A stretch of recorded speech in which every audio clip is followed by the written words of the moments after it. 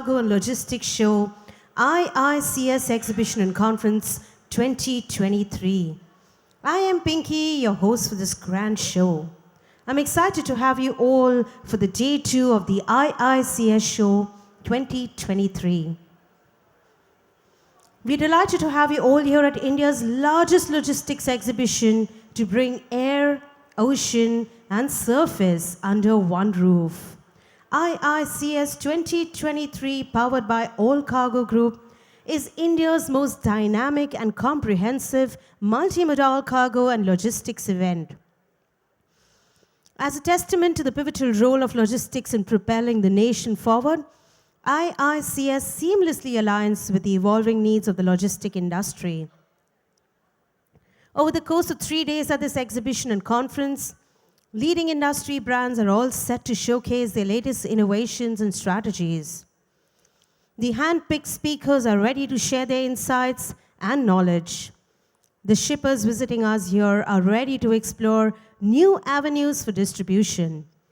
Absolutely, if it is cargo and logistic, it is right here. Over the last 2 days, we witnessed industry stalwarts sharing their thought leadership and future ideology. From the grand inauguration to the phenomenal discussion at IICS Show 2023, the logistics industry has been on the forefront of innovation here. The audience had a notepad full of valuable insights to take away. With the charismatic energy of the last 2 days, we are eager to start day 3 of the IICS Show 2023. We begin our day with one of the most pressing issues: driving business value and making a significant difference for our bottom lines with strategic logistics. Empowering domestic logistics for business excellence. Join us on a journey where technological innovations and policy changes are not just words on paper, they are catalysts for tangible business value. This is not just a discussion about change, it's a roadmap for success in the dynamic realm of domestic logistics. Ladies and gentlemen, we are going to start with the panel discussion now, and for that, I would first like to call on stage our absolutely wonderful moderator for this session, Mr. Umesh Madhyan, VP, Logistics, Hindustan Coca-Cola Beverages. With over 20 years of global FMCG expertise, he's the driving force behind innovative logistics solutions at Coca-Cola. His expertise include international procurement, national physical distribution, and re-engineering supply chain processes for SAP implementation. Ladies and gentlemen, let's put our hands together for Mr. Umesh. Mr. Umesh, what better way to start the day than with Coca-Cola right there? Moving on, ladies and gentlemen, I would like to call our next speaker now, Mr. Anil Syal, President Safe Express, a professional turned entrepreneur turned professional, has spent 25 years in logistics, most of them at Safe Express. He's considered retail supply chain expert, having worked with some of the largest apparel and retail supply chains, both domestic and MNC, as their partner. Ladies and gentlemen, let's hear it from Mr. Anil. Next, I would like to invite on stage Mr. Rajiv Bhattacharya, Vice President, Strategy and Projects, VTrans India. He is a seasoned professional with 3 decades of success in country management, organizational transformation, and more. An energetic leader and change agent, he's known for turning around businesses and driving profitability through strategic vision and process of optimization. Ladies and gentlemen, let's hear it from Mr. Rajiv. Moving on to our next speaker, I would now like to call on stage Mr. Ronit Verma, National Logistics and Imports, Red Bull India. And he has a can of Red Bull right there waiting for him. With 17 years of supply chain mastery, Ronit excels in logistics, planning, and warehousing. His dedication to excellence and leadership prowess makes him an industry standout. Ladies and gentlemen, let's hear it for Mr. Ronit. Mr. Umesh, over to you now. Good morning. Audible? Morning. Thank you, Pinky. Thank you, all India International Cargo. Thank God this International Cargo has a domestic section and we are talking domestic. Otherwise, it would have been totally international. So thank you so very much.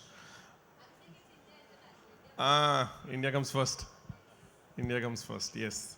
So we'll be discussing about India, domestic transportation, domestic logistics, warehousing.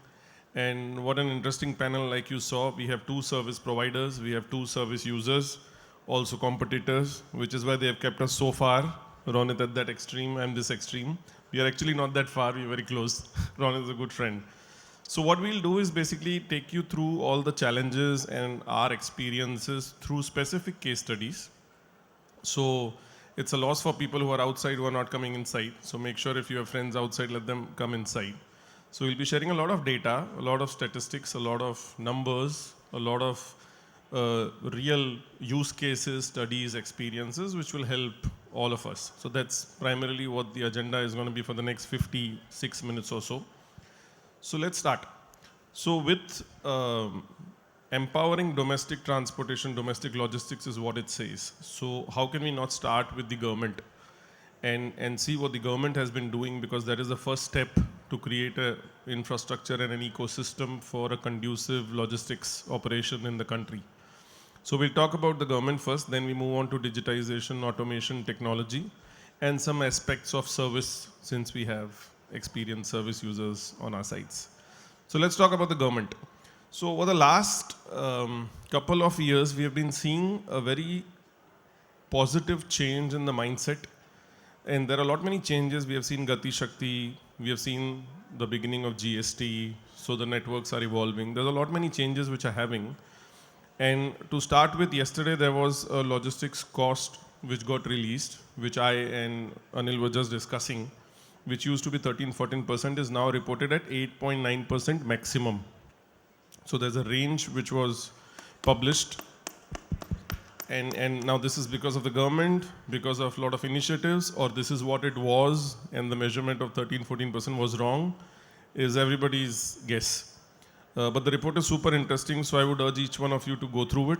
It's released by NCAER, and it gives a lot of revealing facts, not only of India, and also our comparison with other markets, other countries. So talking of government, let's start with Anil. What's your perspective in terms of how the government is changing and supporting the logistics in the country? Thanks, Umesh. I think, so it's a good way to start. Clearly, you brought in to the audience a very great news that just got released yesterday. Having said that, I think there is some foundational things that happened over the last few years, and those, I think, have been, if not much, but at least very much contributory to this cost coming down. I think the most pivotal change that happened, which had phenomenal logistics impact, was the act of GST. Back in the day, I remember organization, I'm sure you all also remember, you and Ronit remember also, and maybe some others in the audience. Back in the day, logistics was planned around tax saving.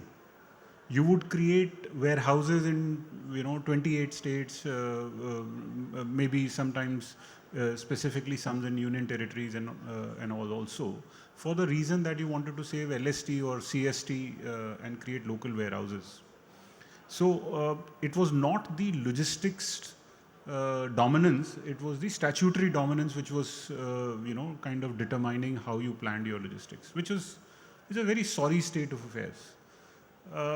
Post GST with one nation, one tax, the idea of planning your supply chain around statutory guidelines is now inconsequential. So now you can go ahead and consolidate your warehouses, you can, kind of dispatch direct, you can do various things. So the field is now open, and the creatives have it. In the sense, whoever is creative enough, whoever is smart enough to utilize it to the best logistics principle, can now determine what their cost should be, how their logistics should be planned and such. So I think in one move of GST, there has been a very revolutionary change in my view. That's the most pivotal. The second thing which I realized was, so there in the GST parlance, the effect on logistics was not intentional, but it basically became relevant. But I think things changed when, a couple of years back, you may have heard our Honorable Finance Minister in the Parliament, in one of her budget speeches, spoke about the national logistics policy. Now, in my recollection of 50 years, I've never heard a finance minister or a prime minister talk about logistics in the Parliament. Forget about budget in that manner. So it was a very different high altogether. On account of all logistics professionals, I say Yahoo. But having said that, the other fact was, the Gati Shakti Logistics Planning National Master Plan. So both these put together, the National Logistics Policy and the Gati Shakti Master Plan, have actually given a foundational framework of how the next generation of logistics should look like.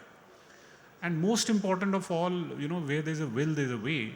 The government has created for itself a mission to bring down its logistics cost by a few percentage points, a result of which you just shared.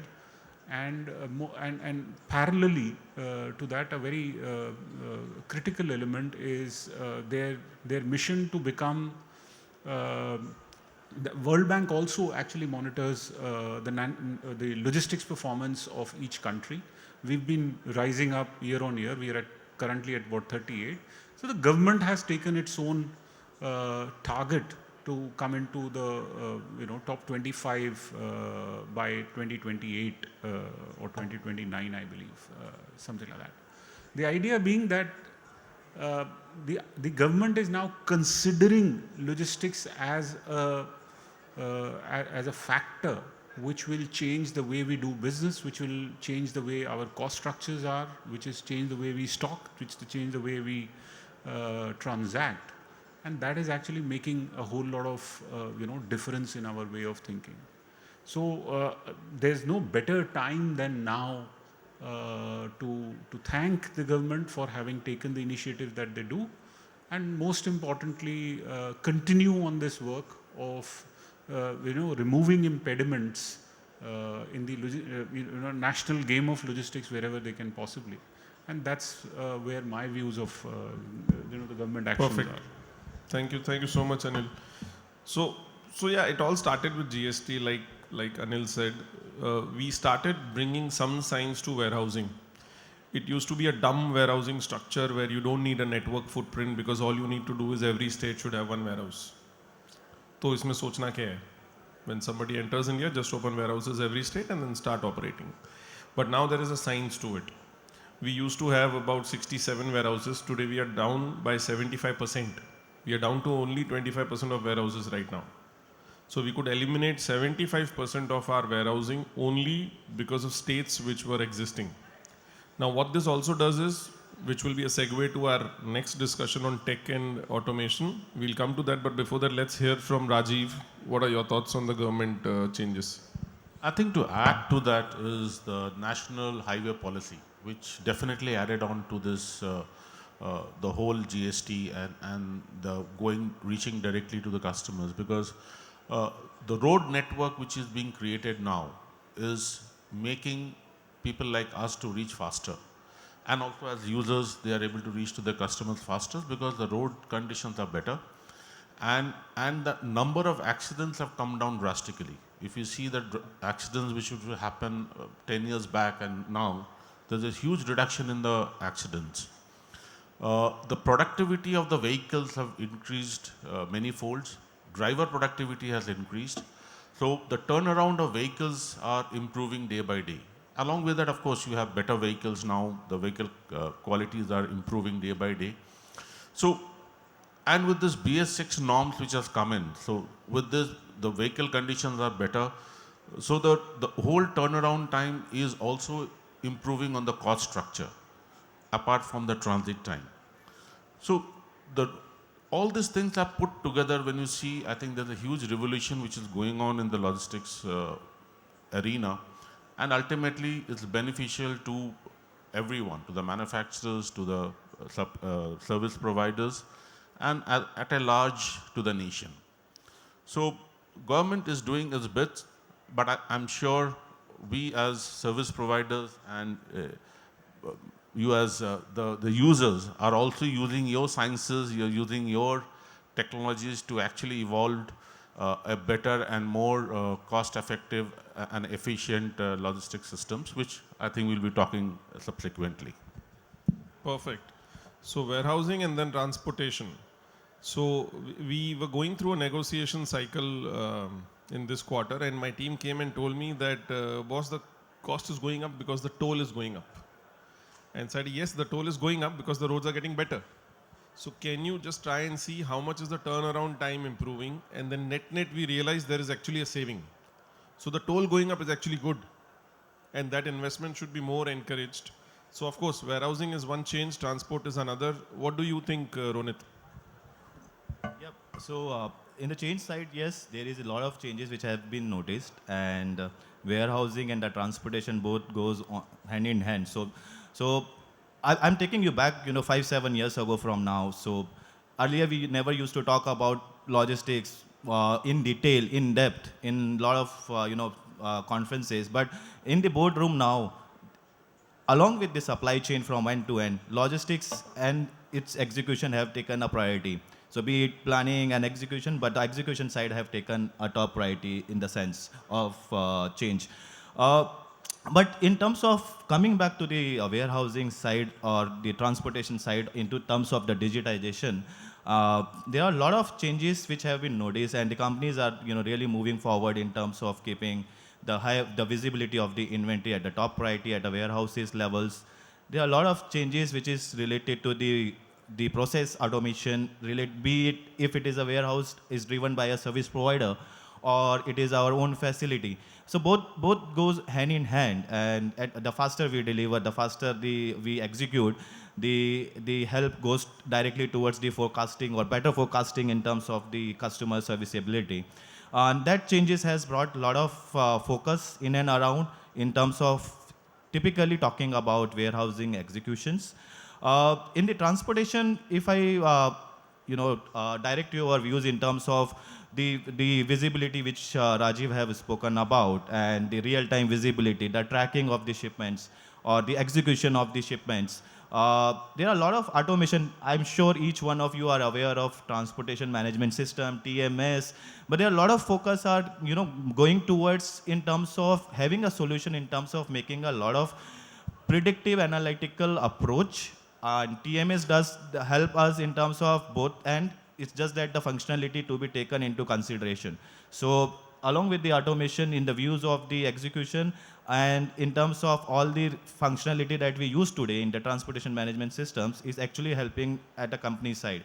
And the competition, go beyond the walls. And if I talk about the competition, I'm talking purely in the terms of service providers. Today, if you talk about how many TMS service providers we know, there are n number of lists and more are evolving. 10 years ago, we were aware of few or maybe the top notch. Today, there are a lot of newcomers are coming and supporting the business into the transportation automation. And that's the change that I have also noticed. Thank you. Thank you, Ronit. So yes, so first one, it was warehousing, like I said, consolidation. So I'll share Coke experience with you all. We reduced warehouses to about 25% of what they were, which means what? Of course, the company was still growing, just like every Indian company, the India market is growing, which means your throughput increases 6 to 7 times what you need to churn out of every warehouse, because that's how large and consolidated the warehouses became. And beyond a point, we realized that actually it's not possible with people, because you can't have 50 forklifts, 50 drivers dashing into each other for put away retrieval all at the same time, it becomes too complex and very high throughput. So we did a ASRS project and everybody was staring at us like this, what the hell, you will do ASRS in India? ASRS, by the way, is an automatic warehouse. It's an automatic storage and retrieval system. And it will cost you nothing less than $6 to $7 million if you want to do it for such a high scale warehouse. And we saw it was actually making sense. It was giving us safety, it was giving us a good payback. And we did that about 6 years ago in a plant in Ahmedabad. We bought a land next to the plant and we did that. And we could reduce 9 warehouses because we did this investment. Which means the biggest mantra for right now on logistics cost is try to touch the product as less as possible. Our strategy, what we termed as single touch logistics. How do we produce and directly ship it out? Why should it go to a warehouse or even to a distributor? If you can go directly to retail, that will be the best. So try and reduce touch is what we tried to do. And that's how we got into automation. So then we realized that actually these things can be done in India. You don't actually need to import them. And what is the maximum cost of this? The biggest component which had the highest cost was the lift. VTL is how they call it, vertical transfer lift. So we removed the lift and we did another ASRS without the lift. We said the reach truck will put in. Cost reduces by half. Makes a lot of sense. So then we started replicating that. Today we realize that since we are doing this, the biggest portion which is still unproductive, where you need people, is mixed pallet making. You can do a pallet in, pallet out operations, pallet storage operation, ASRS. But eventually the customer would want one layer Coke with one layer Fanta, with one layer Limca, with one layer Monster, probably. How do you do that? So that we used to do manually. So right now we have ordered a system from Italy for making mixed pallets, and our new greenfield will have a robo which will make this, and it will directly go to the customer. We will not go through a warehouse. We will produce different lines, different packs, different categories, different brands in the plant, make a mixed pallet out of that and ship it out. So still making sense in terms of payback, still making sense in terms of productivity, safety, a lot of technology, a lot of automation, but all this is possible only because you started to consolidate, only because the government ecosystem allows you to invoice across states so easily. So capacities become central, dispatches, demand points and supply points become more central. So that's all what we did in terms of tech. Also what it did was many service providers started to take tech very, very seriously. So VTrans, for example, still has a TMS as well as a WMS. And that is the kind of edge they're trying to provide to their customers. And let's hear from Rajiv on how do they do that. So the TMS is primarily the heart of the whole operations what we do, because the system manages the entire transaction levels information, and then it also gives us in terms of the exceptions which are happening in the system. So that we normally take it to a control tower. So whatever exceptions are happening, for example, if a truck which is supposed to reach in 72 hours has not reached in say 80 hours, it will go as an exception.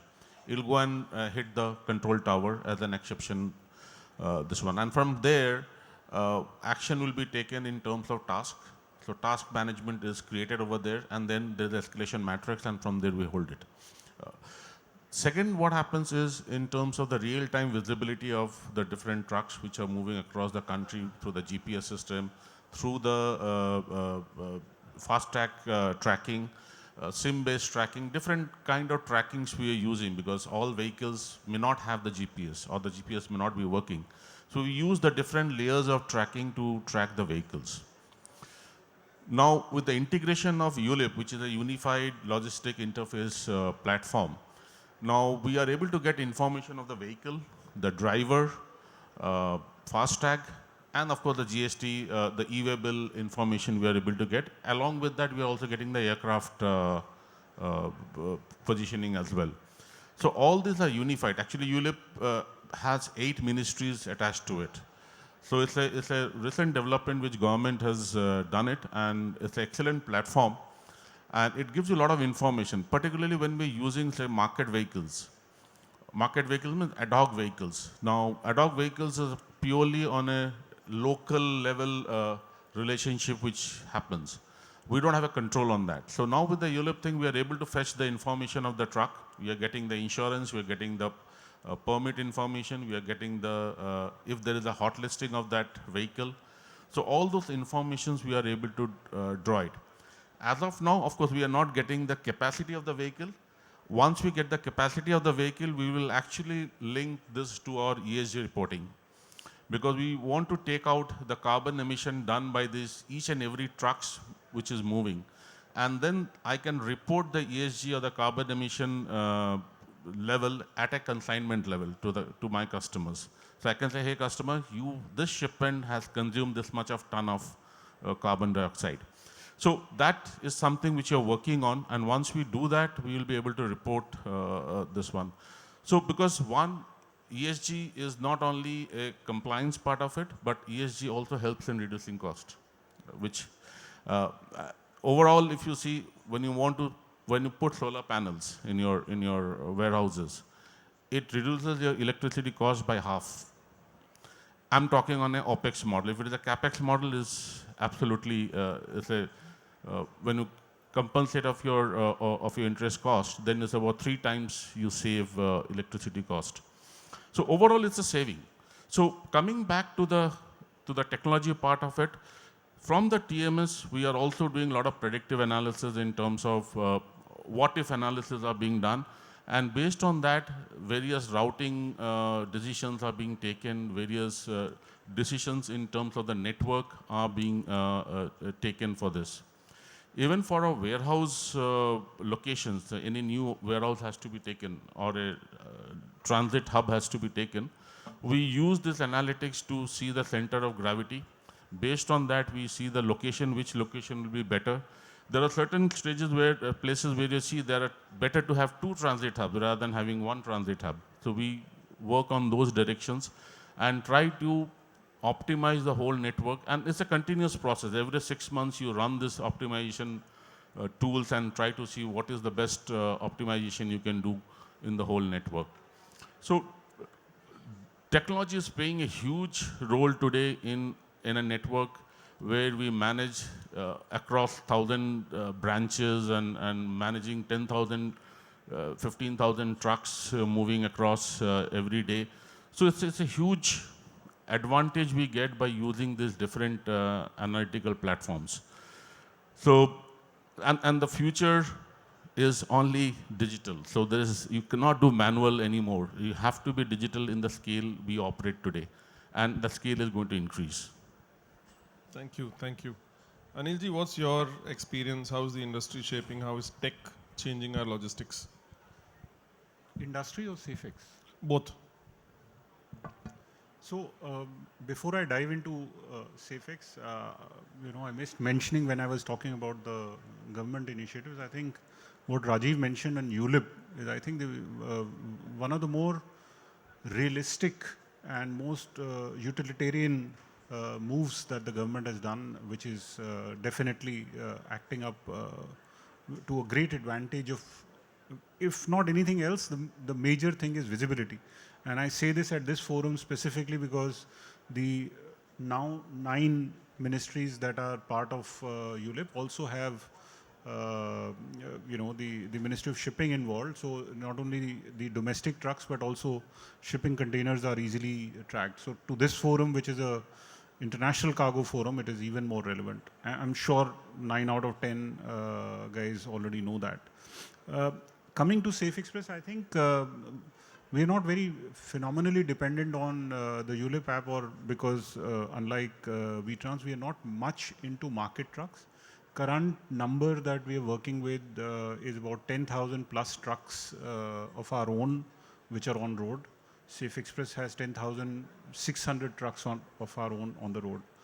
All of them are GPS enabled, completely containerized, trackable on our real-time basis. So our technological investments have been phenomenal from way earlier. but I would like to, some of these are, kind of gold standards for operations. So all these are being done. So I don't want to, at the cost of not repeating what Rajiv mentioned, maybe I'll share with you something that is coming out unique at Safe Express that might maybe, give an example to someone to use. So as one of India's largest domestic transportation network, we are now present in more than about 30,000 pin codes. We are spread across, we're servicing all this from more than 3,000 touch points and more than 850 gateways, which are independent individual towns to where we have our own brick and mortar system. So the 10,500 odd trucks that are running on the road, I'm sure all of the logistics professionals are aware, and they're kind of handling operations typically in something in our language we call a hub and spoke operation. We also used to operate like that. Now, one of the things that has changed more recently is that we've transformed from a hub and spoke to a dynamic mesh network. So because of the load patterns that we are able to envisage through our in-house AI, we are basically able to, on a very dynamic basis, decide where the trucks can go directly. So our hubs, which are now far deeper into the country, we are able to connect all hubs to all hubs. Instead of using a hub and spoke operation, we are now in a mesh network.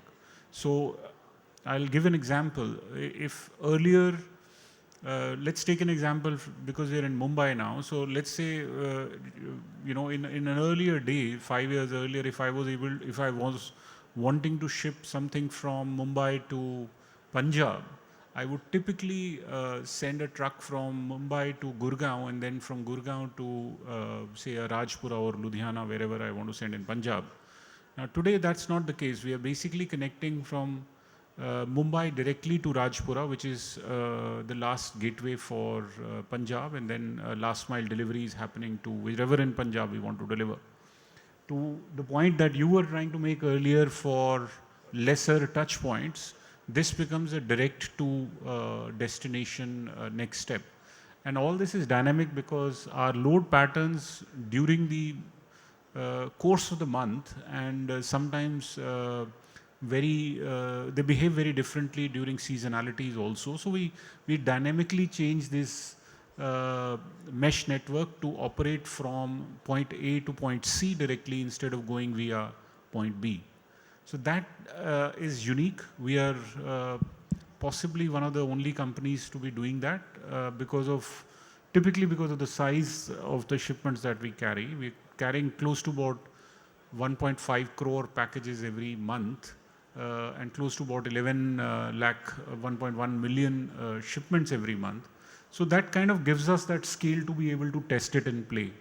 So that's one classical tech advantage we have been able to get, because that kind of gives our dynamic routes on a dynamic mesh. So that's something unique to us. And that's AI. It's the foundation of the route determination is AI. Because today, the load, see, very different in my case is, when I come to, let's say, a Coke for a pickup, if I'm your service provider, and for that matter, Red Bull service provider, the moment I send my truck for a pickup, until that moment, I'm not aware what you are going to give me. They don't tell me, today I'm going to give you a shipment for Chennai, tomorrow I'm going to give you a shipment for Calcutta, third day I'm going to give you a shipment for, Bombay or wherever. So the idea is we get to know what material I have in my inventory after I have made that pickup. And that's when I get to know, okay, where should I send my truck? So while I operate as a typical network would, there is predetermined zonal movements between west to north or north to south or west to east, but dynamically to be able to change it to the farthest destination so as to reduce touch points. In our case, we call it transshipments or cross-docking. So to reduce those, we are able to use this. And so that's, pretty much a dynamic AI. Amazing. I mean, and that's in-house. That's completely in-house. While in-house, we have a very large IT budget, but for us, in-house is, there are the multitude of consultants actually sitting factually. So IBM is doing this part of the job. IBM is in-house to us, and they're doing this part of our job for us. There are others like Mahindra, Tech is doing, Tech Mahindra is doing some part of the business. Some part of it is our securities are with KPMG and so on and so forth. So there are various guys doing various stuff, but tech is very deep inside our bones. Amazing. Amazing. Rajiv, you want to add something? So what Anil said is absolutely right, because your pattern of distribution keeps changing, because the month ends are typically very high volumes where your normal network may not be able to take that kind of a load. So that's where the entire dynamic thing comes into play. And VTrans are Express as well as we have PTL as a separate product. So in a PTL, the price points are very different than an Express. So to have that price point maintained, we have to optimize the whole network to a great extent. So as said by Anil, we try and reach the farthest destination so that we touch the shipment as least as possible. Every time you touch a shipment, there is a loading and unloading charge. And that charge of 15-20 paisa per kilo keeps on adding to your shipment the more you handle the shipment. So to keep the price point, we have to reach to the farthest point. And that's where we use different modeling systems to give the right output, that what exactly from a hub like Mumbai or Bhiwandi I want to dispatch today. So every day my transit hub manager will get on his screen that these are the dispatches you have to do. And any dispatches he thinks that needs to be done beyond that, there is an approval process which he has to go through. Otherwise the system will suggest him this is what you need to send, and he has to follow that. So with that we keep on optimizing one-way, two-way movements, transit movements. So various constraints are built in those modeling, and with those modeling we are able to get those output and keep the price point at a much lower level than an Express. Express is a point-to-point fixed route we operate. That's a separate product. But in a PTL, one has to be absolutely keep on evolving every day, because the loads are different, the products are different. You will have a tiller coming in one day in a truck. So big tiller for cutting grasses will come in your truck, and you have to manage that with your other shipments. So that's a slightly different ball game of PTL. But yes, we are the largest in PTL in the country today, and we operate out of 1,000 odd cities in the country. Thanks, Rajiv. So one may ask how these guys are talking so much about TMS and tech and their own expertise and also in-house expertise. How does one choose? How does one choose the TMS? So when we started looking for a TMS, we said let's keep it simple. Let's go to the Gartner Magic Quadrant. We identified the top 3. We met all of them. We selected one of the Gartner top 3, and the TMS company came and told us that this is about 80% compatible what your requirement is. And we said fine, so 15 to 20% we'll do customize. We started the project with them. The project got delayed by 1 year, and at the end of the project we realized 65% of the tool was customized. So technically it was not XYZ TMS, it was HCCB TMS, because we made it. 65% was ours. So it's not important that you will get an off-the-shelf product or a TMS which you will have to directly implement. You will have to be very clear in terms of what you need, how you would want to customize, and how does it solve your vision and your strategy and your purpose. And coming back to strategy, I think there are enough evidences which we spoke about that eventually logistics cost is a function of touch. For warehousing, for transportation, both, your strategy has to be around how do you reduce touch, how do you get into a scale business, and how do you leverage scale with automation, technology, digitization, and make sure that your running costs are competitive enough. So let's hear now from Ronit if you have anything to share in terms of any tech or automation which you would have done which will help the audience. Yeah. So I'll take you to the very minute change which had a major impact in the business. So we do a lot of load consolidation, we do a lot of planning, we do a lot of forecasting, we do a lot of planning of the shipments through multiple tools, through multiple ways and means. One of the automation that it's smaller thing. So we do a lot of events. We do a lot of events. You must have noticed that Red Bull does a lot of different events. But in a year, all the smaller and the biggest, it's not less than 600 events.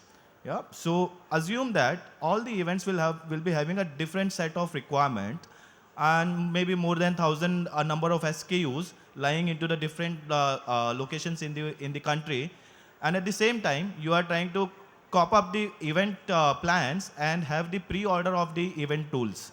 Yeah, so that's the business case that you need to have a preempt the planning, because at the other end, all the materials are 100% imported ones.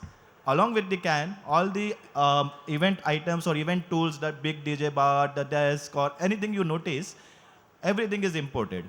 Yeah. So when I'm doing an event in the month of March, I need to go back, 5 months, and then need to plan accordingly so that my supplier will be able to produce in that much of quantity which is relevant for the Indian business. And that is the case that I had and we had as a company. And on the other end, we had to think about how the tools can be better utilized at the same time. We need to work upon that my tools are not, lying into the warehouse and not used even once or twice in a month. Although we had done a very good planning in terms of importing and the buying from the supplier and the clearing the customs and getting into the warehouse. But on the other end, the aging of the tools are not at to the level which was required to be. And that is where we just did a small Power BI implementation in terms of getting the notice in terms of what is the aging of individual item level of the visit items. So we call it visibility items, the POSM items, whatever event tools that you notice. And that had a very big impact in terms of on an overall cash flow of the business. That what cash flow is actually stuck because of the higher number of days of stock lying into the warehouse. And on the other end, it actually directed the different functions in terms of better utilizing their assets, because those are the assets based model. And that actually, in terms of when we did that implementation and all the different functions have actually getting to know about that, the visibility of the items at a warehouse, at a cost, at a unit level, it brought a lot of attention and a lot of payouts from the each or individual cross-functional team. And eventually it helped in terms of minimizing the inventory carrying cost, and at the same time ensuring that each and individual assets are getting utilized. So that's a small change, but had a major impact. Thank you. Thanks, Ronit. I would want to share one example of technology and how is it changing our operation completely. And I'll touch upon a very, very soft aspect of the most critical element of our logistics industry, which is the driver, the truck driver. So somewhere I think Rajiv touched upon accidents. So what we are also doing as a responsible corporate is how do we train the driver to make sure that he is equipped well enough for a route which we are sending him on, and make more responsible in terms of avoiding any accidents or fatalities. So we came up with something which we called as an e-learning module. So we had a ATM kind of a kiosk at the plant where the driver comes in a local language, he goes through a module, he goes through a test, and then he's given a pass or a fail slip that bases his learning how ready is he. And it comprises of 48 modules which are run randomly basis the profiling of the driver, because the driver logs in through a mobile number and gets an OTP, and then he does this. So basis what he has seen, which geography he belongs to, what is the pattern of the geography, one of these 48 models will pop up and he'll go through the whole training. Was running very well, but we also had in parallel a process of DMC, what we call a driver counseling process. And there was an agency which used to counsel the driver, check if he is drunk or not, if his license is valid, if documents are valid, if he understands basic rules, is he too young, is he under 18 and he has a wrong license. All of that checking happens. But this process we were not able to eliminate despite of e-learning. We were very happy with e-learning. It's nice. We are doing a lot of good stuff and it went everywhere. Suddenly we realized let's replace the counselor as well. So we came up with a solution of a robo. So now in Bangalore we have a robo at the largest DC of the country where the robo interacts with the driver. The robo greets the driver in local language and helps log in the driver, talks to driver, checks whether the driver is drunk or not, checks whether he's fatigued because it has an AI on the camera, checks his eyelids and makes sure that he is fresh enough. And bases all that assessment in about less than 6 minutes gives him a pass or a fail, what we call as a loading pass, like a boarding pass. That loading pass he'll have to get to the dock and only then he gets loaded, otherwise he gets rejected. So this is a robo which we did, and this was before we could implement e-learning module all across. So the pace, what I'm trying to say, the pace at which technology is also changing is very, very fast. So there's a lot of application of AI, like we heard from Anil, application of robos and IoT sensors, which we are not imagining. We are living with a problem without imagining that probably there's a solution with tech already, and it is not too costly. Because at the cost of one DMC, we are able to do this e-robo at half the cost. So we now do 2 warehouses against the cost of 1 warehouse. So the idea is not to save money, but the idea is to do more. Get in every warehouse and make sure that we are able to do this. So that was one example which I wanted to share. Anil, you want to add something? I just, before you go to the next one, I'm not sure whether you've, have you tested this, have you integrated with GoUlip as at Coca-Cola? No. Ronit, have you guys integrated with GoUlip? No. So, to this example that you are mentioning,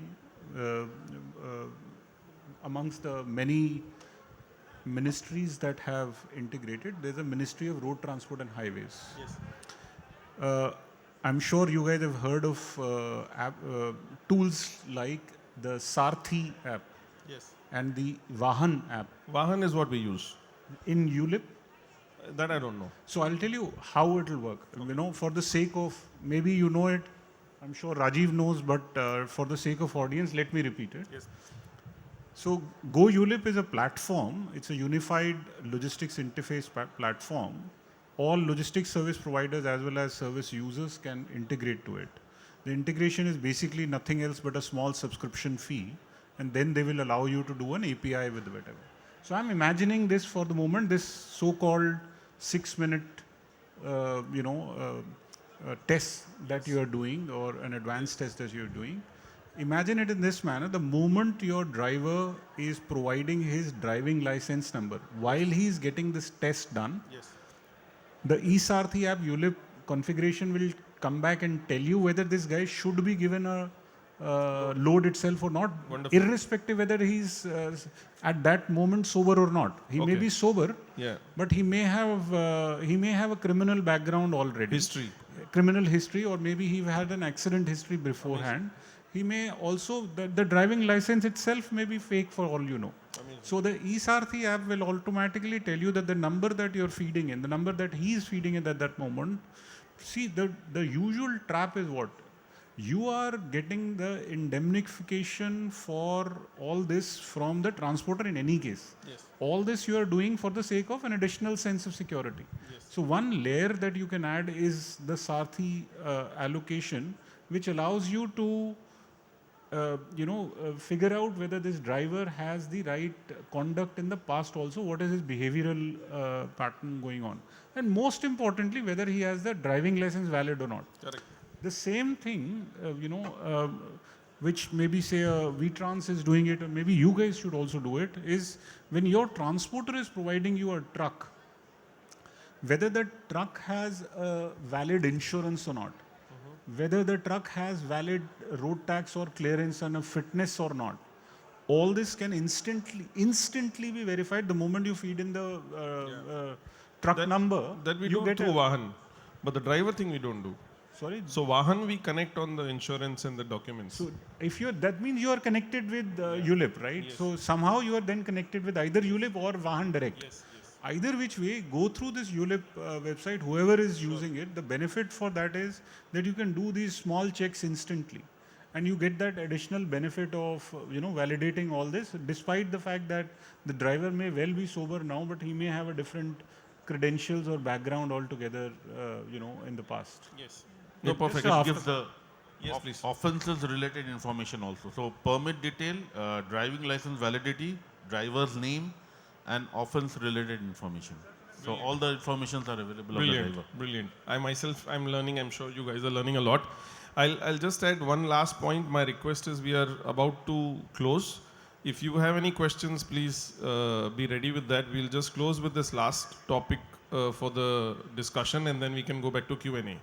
Now, there is one thing which the government is probably still not catching pace with, or Indian logistics overall, transportation specifically, is not catching pace with.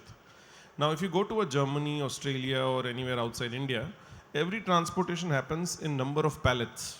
The truck sizes are number of pallets. Australia has only 4 types of truck sizes: 10 pallet truck or a 15 pallet truck, 20 pallet truck, 40 pallet truck.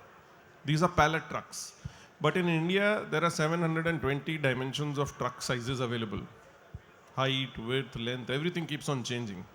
So somewhere the CMVR, the Commercial Motor Vehicle Regulation Act, is still very dated in terms of providing that fixed boundary, and it's very, very flexible in terms of truck sizes. So what happens is people who even want to migrate because of scale to palletization becomes difficult.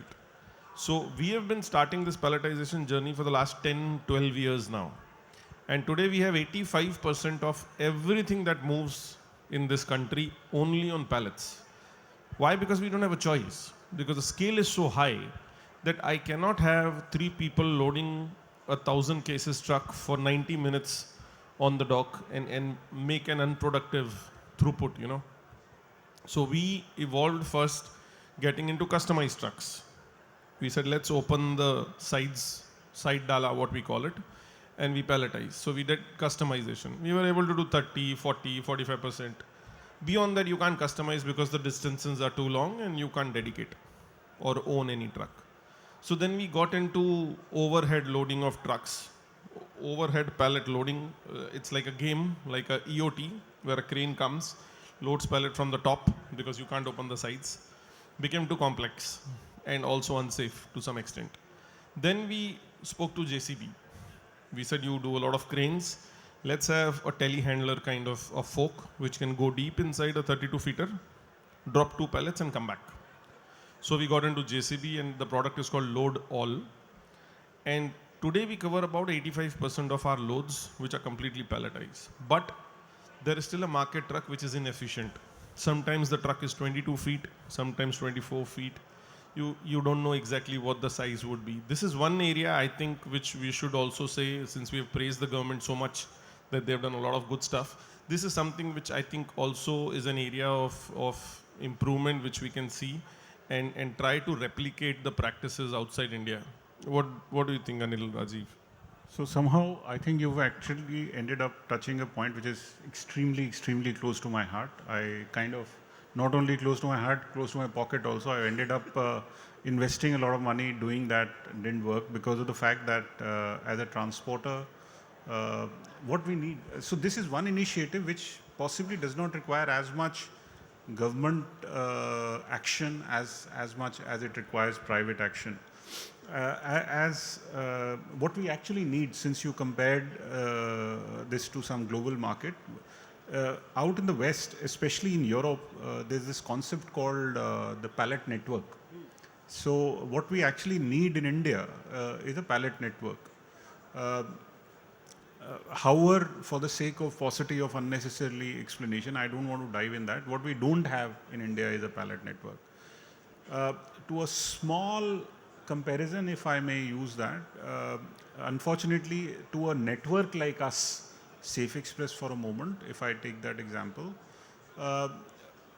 the difficulty is it's a chicken and egg situation. So maybe if, let's say, Coca-Cola was our customer, we could have all the pallets coming in from you. But then if I have, say for a moment, Ronit as a customer, and then he was not giving me in pallets, then what do I do as a consolidator? To my truck, which is running from, say, Mumbai to Calcutta, if half my, or let's say 20% of my business is coming from pallets and the rest not, then we have a very non-homogeneous kind of loading capability. And not only the products which can be palletized and are not palletized, but also those which cannot be palletized, because we are in that, as consolidators, we are in that business where we have pretty much non-homogeneous product mix. But to whatever level we are trying to make do, and one amongst the numbers that I told you about is our something which we used to call hubs, now are called logistics parks. We have 92 logistics parks across the country. Now, all these logistics parks are the cross docks that I was talking about. All of these cross docks are platform height at a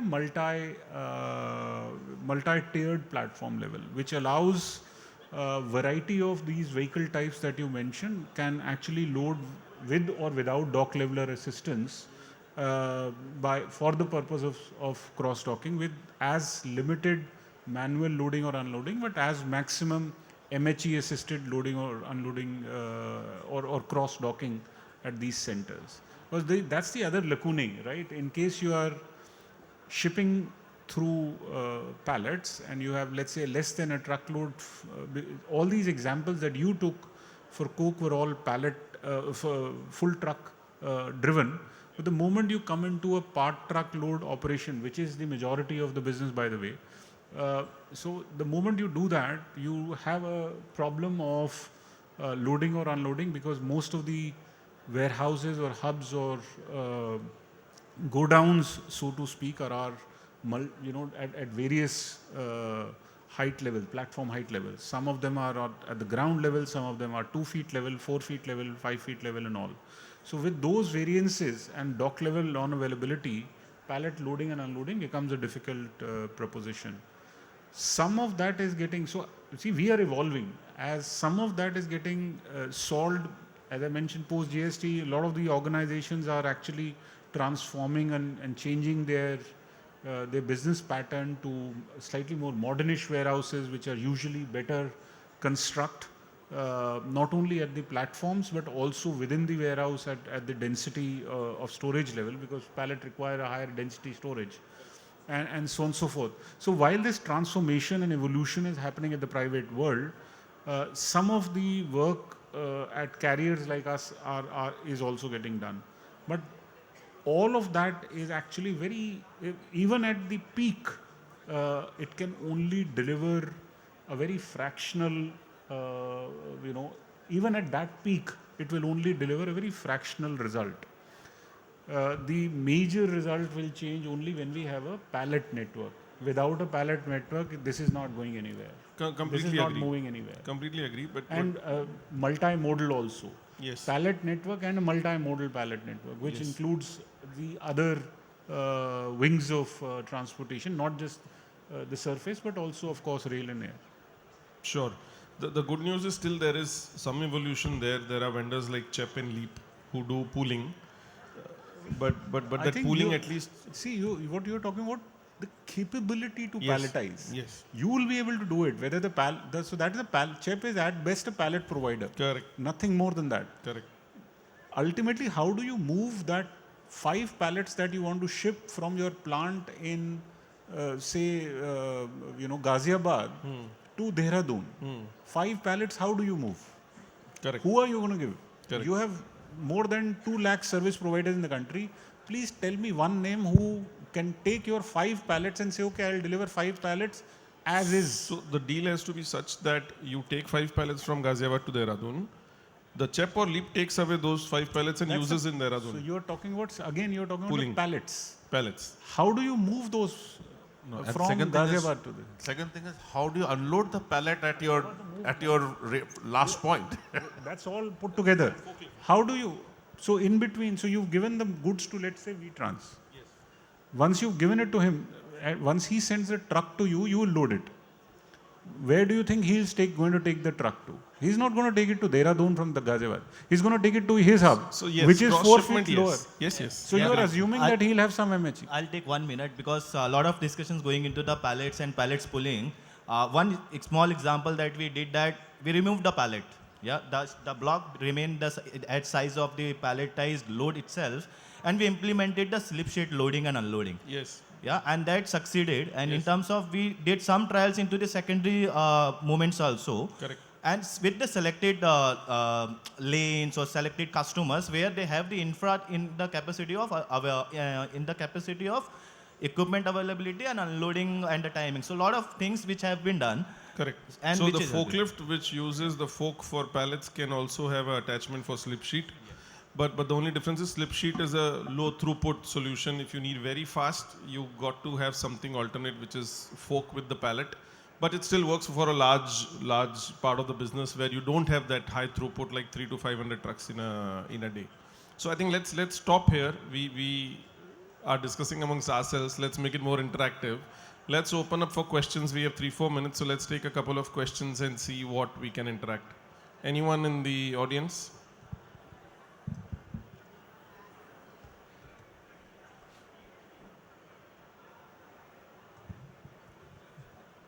Any questions from anyone in the audience? We were super clear, it means. Yeah, it was a wonderful panel Thank you so discussion, much. that's why. Very crisp.